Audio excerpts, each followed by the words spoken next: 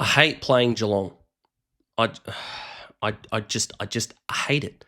Nothing that I experienced over the course of that 130 minutes was in any way enjoyable, pleasurable, or tolerable. Happy Easter Monday.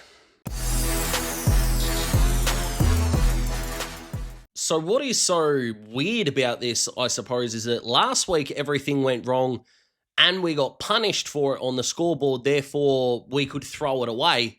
In this game, everything went wrong and it still remained close, the ultimate tease. And what's so disappointing is that I had so many talking points about how bad the umpiring was from an inconsistent point of view. I had so many notes on just how it seemed like every time we got momentum, Geelong would do similar things to what the Hawthorn sides of effectively 2011 to 2016 did, which was get a hand in there, a smother, the little things that accumulate into big results.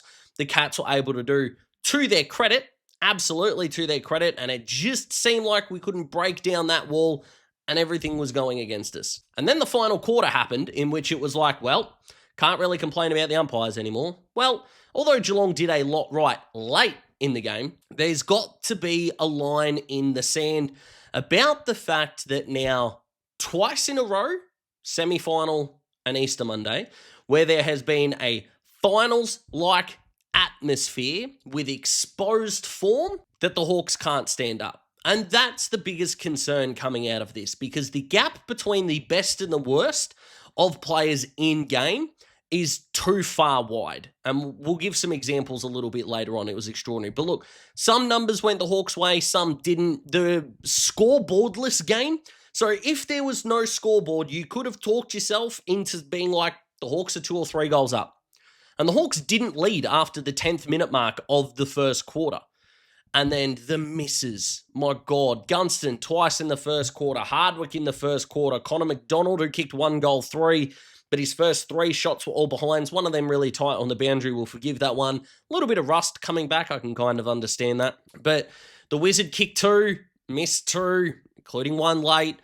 That's just not enough. I understand that. Where a couple of players I think will get a bigger pass than others. And this isn't a credits in the bank bit, but they had the great and the bad. So like, for example, Harry Morrison had about 12 separate moments in this game that could have been legitimately split down the middle. 6 of them, I was borderline ready to build him a statue. The other 6, I was ready to delist him. And I'm not just saying this about Harry, but it's those sort of moments that just make you pull your hair out, because this is the game that got away. It just was. Because Geelong were the composed side. I'm still not convinced they were the better one. Now, what I mean by that is that I don't think their game plan fundamentally worked better than the Hawks did. I don't think the Hawks' game plan fundamentally worked against the Cats for a large majority of the game. The forward handball game worked beautifully, except that the Hawks couldn't hit a fucking target if their head was on fire, which you probably wouldn't be able to do that anyway, but I don't care. I'm pissed off. And then no one late wanted the moment at all. Well, no one wanted to seize the moment in the slightest. And that's the bit that just makes you go, what are we doing? And it was early on in games, because when you have a close game, right, there's a reason why the AFL do those last 2 minutes videos. And it's kind of like, well, who shirked late? But the thing that was so frustrating is that this was an entire game problem. Like, we gave up 12 scoring shots in the first half on turnover. So not only were we, of course, getting scored against, so the defense was looking a little haphazard, but not only that, we were turning the ball over.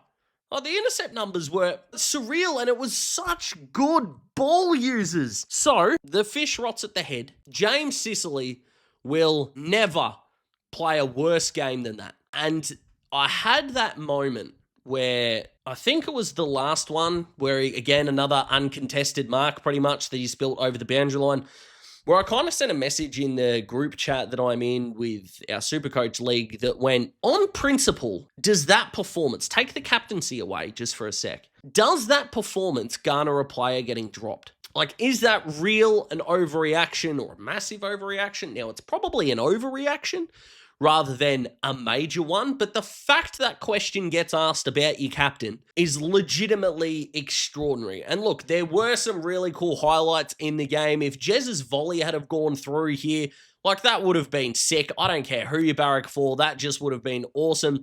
Bailey Smith doing this to Jarman Impey, I actually don't think he's that big of a deal. To be honest, I have no idea why Jarman Impey was getting booed, by the way. I don't really understand Bailey Smith getting booed either, just quietly for it. But Impey getting booed was real weird. And then from there, Sean Manor did some really nice things, which was nice. And a few of the Cats players played well. But seriously, the inability for the Hawks to hit targets. And what's scary right now is that there is a downhill skier ethos amongst this group, that too many rely on too many others to do what they won't. So going into this year, Jimmy Worpel has kind of been the number 3 mid. Day, Newcomb, Worpel. I know he's coming back from injury. I know that. But Will Day goes down, so it should be Newcomb, Worpel, McKenzie. I know Nash is in there, but in terms of damaging, Nash isn't there to be a damaging midfielder. He's a bigger body. But Worpel ain't that. Currently, he's just not the number 2 mid. He just isn't. Dylan Moore right now is getting caught out in a massive way. He is disastrously out of form. Like, Guinea will come back in. He had 23 and 4. Could he come back for Dylan Moore? I know he's the vice captain, but at what point do we go, this shit ain't good enough? Like, it just isn't. Josh Ward, I don't give a stuff about how good of a collective or how good the effort is. If you legitimately watch that game and you give him a tick for that 120 minutes, we're never going to agree. Am I ready to delist him? No. Am I really ready for VFL form to come into play? Yeah, I am. I really am. Because that ain't good enough. Blake Hardwick, does the forward experiment need to stop? And if so, who the hell goes up there? Now, I'm not saying Dimmer needs to be dropped, but it needs to change. The gap between Marbior doing the amazing things he did, and he did so many of them, and then the not so amazing things. He took his 4th mark 5 minutes into the 3rd quarter. Took 0 for the rest of the game. 0. So sure, 3 goals, 1, tick. Pressure, tick. Late game fade, I'm not copying that, personally. Nor do I think we should. Luke Bruce was subbed out tactically because he had no impact, which is a real shame. Josh Battle didn't do a whole lot. Josh Weddle did a lot, and then did the Ollie Florent into the middle of the ground. Now, he didn't hit a Geelong player uncontested, but yeesh, that wasn't great. And overall, it's not really a case of a dead game.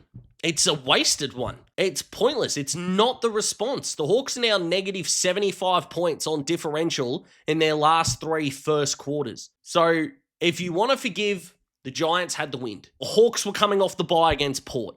This wasn't that. Geelong had a longer break. I don't care. We had 8 days. 8 days isn't enough. The problems are there to be fixed. And I think kind of what sucks about this is that Hawks now are just another team that at their best can beat anyone, and at their worst will lose to everyone. Like, it's Brisbane, it's Collingwood, a little bit of a gap, and then it's Adelaide, and then daylight, everyone else. Like, you could put Geelong in that Adelaide group, they did beat them, fine, let's do that. But it's that as a top 4 and everyone else. And the next sort of 10 teams down, good luck. Any team could come out and lose by 10 goals and then come out the next week and win by 10. So is the healthiest team going to win it? Probably. But the more composed team is going to win it. And the Hawks don't have that. And when the back is against the wall, you are finding out live who is getting exposed. With no expectation, the Hawks look like world beaters.